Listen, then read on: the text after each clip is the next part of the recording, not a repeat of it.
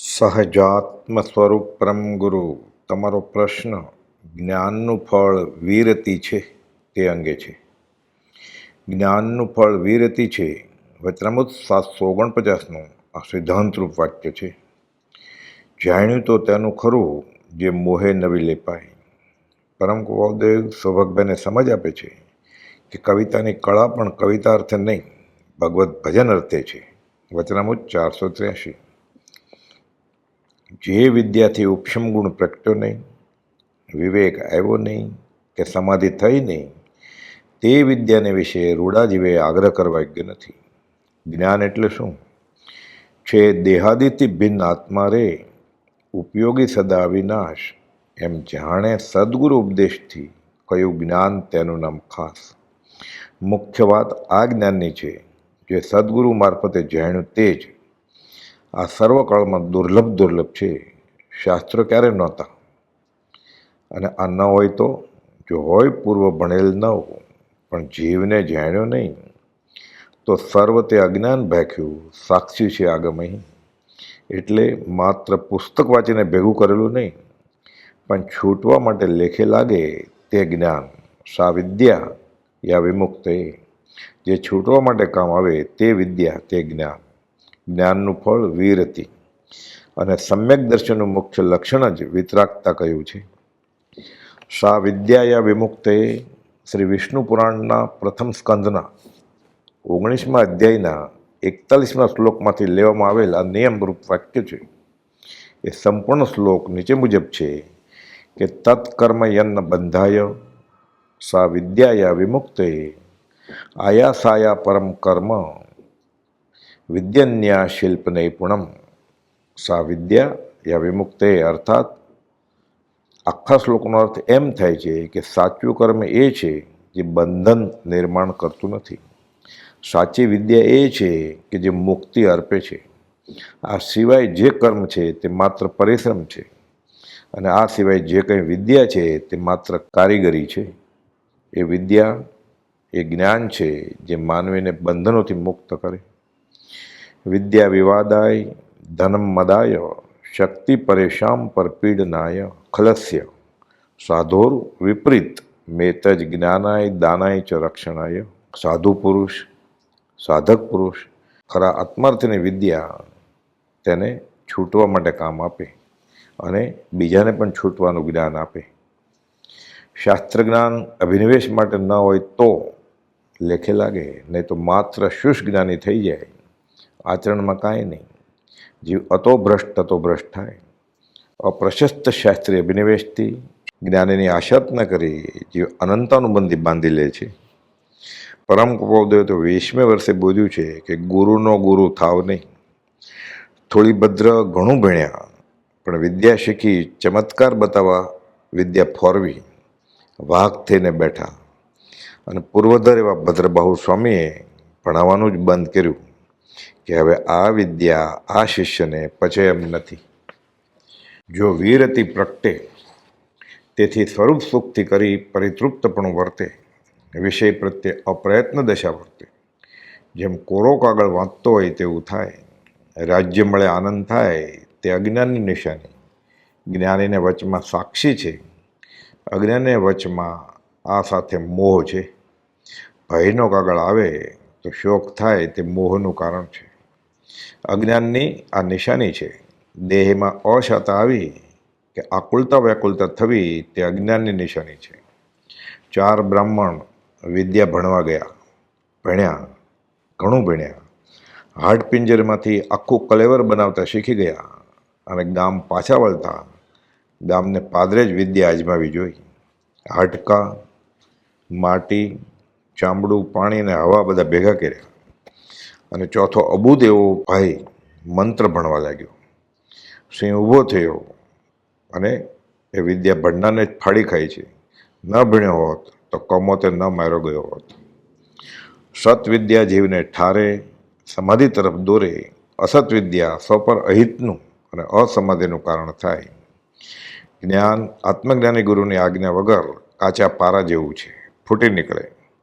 12મા ગુણસ્થાનકના છેલ્લા સમય સુધી માથે જોઈએ ને જોઈએ જ. બાહ્યવૃત્તિ રોકાય તે જ્ઞાનનું ફળ છે.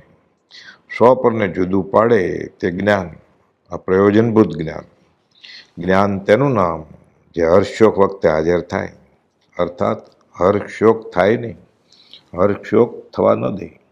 અજ્ઞાન ઊભું થાય કે તરત જ દબાવી દે. નિર્દ્વંદ પરિણામ તો થાય જ નહીં. વિભાવમાંથી સ્વભાવમાં સમાઈ જાય. ગુફામાં ધ્યાન કરવા જતાં સંન્યાસીને સિંહ સામો મળ્યો. સિંહને ભય છે અજ્ઞાનનો, દેહની મૂર્છાનો. આત્માનુભવી સંન્યાસી ચિંતવે છે કે મારે શાનો ભય છે. સ્થિર રહે, જ્ઞાનથી નિર્વિકલ્પણું થાય. પુસ્તકો વાંચી જવા, પાક્કા કરી લેવા, કહીને બીજાને સંભળાવી દેવા. સંસ્કૃત ભણવું, અર્ધમાગધી ભણવું, પુસ્તકો લખવા એ કંઈ જ્ઞાન નહીં. પૂજ્ય પ્રભુશ્રીજી કહેતા ખોપશમ આત્માનો એટલે ક્ષયોપશમ એ આત્મા નથી. એ જાણકારી આત્માર્થે વાપરે તો સોના પર નકશી થઈ જાણવી, નહીં તો માટી પરની નકશી કે પાણી પર ચિત્રામણ થયું, લેખે લાગે નહીં. પદાર્થોમાં જે મોહ હતો તે હવે જ્ઞાન, ખરું જ્ઞાન, આત્મજ્ઞાન થતાં સકળ જગત તે એંઠવત અથવા સ્વપ્ન સમાન એવું લાગે. આત્માથી સૌહીન ભાષે. નહીં તો ઓછું પાત્રને અટકું ભીણ્યો, વઢકણી વવે દીકરો જણ્યો. જોઈ લો પછી બાબલાની બા થયા છે, આખું ઘર ઊંચું લે. કહેવત છે કે ભણી ગણી પણ ભારજ્યા, અજવાળી પણ રાત, ડાયો પણ દારૂડિયો, ત્રણેય જાત ક જાત. અહીં આર્ય સંસ્કૃતિની વાત છે કે રાત અજવાળી પણ છે રાત, ડાયો માણસ છે પણ દારૂડિયો છે, મૂળમાં કજાત છે.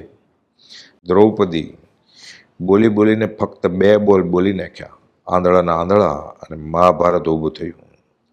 સીતા સોનાનું હરણ લઈ આવવા રામ પાસે હઠ પકડે છે અને સ્વ પર દુઃખનું કારણ બને છે. ઘમાસાણ યુદ્ધ ખેલાયું.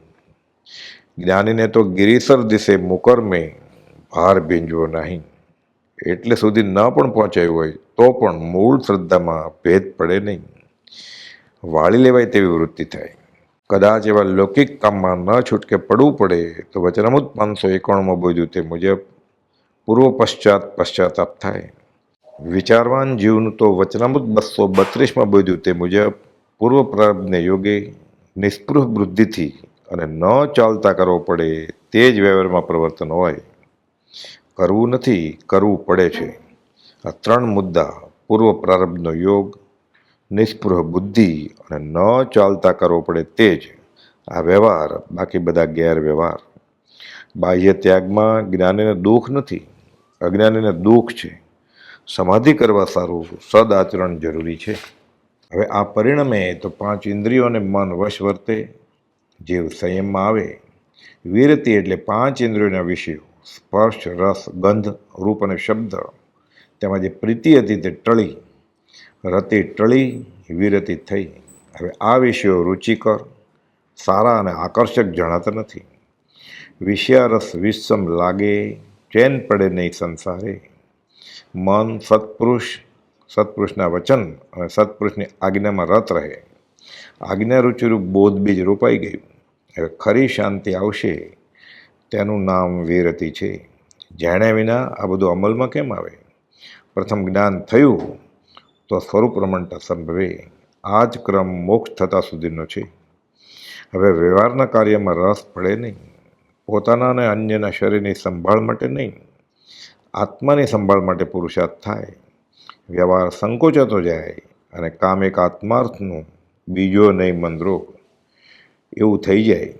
પછી આત્મરૂપ સહજ આત્મ સ્વરૂપ બની જાય. જ્ઞાનનું ફળ વિરતિ છે. વિતરાગનું આ વચન સર્વ મુમુક્ષુએ નિત્ય સ્મરણમાં રાખવા યોગ્ય છે. એ કૃપાઉદેવનો બોધ છે.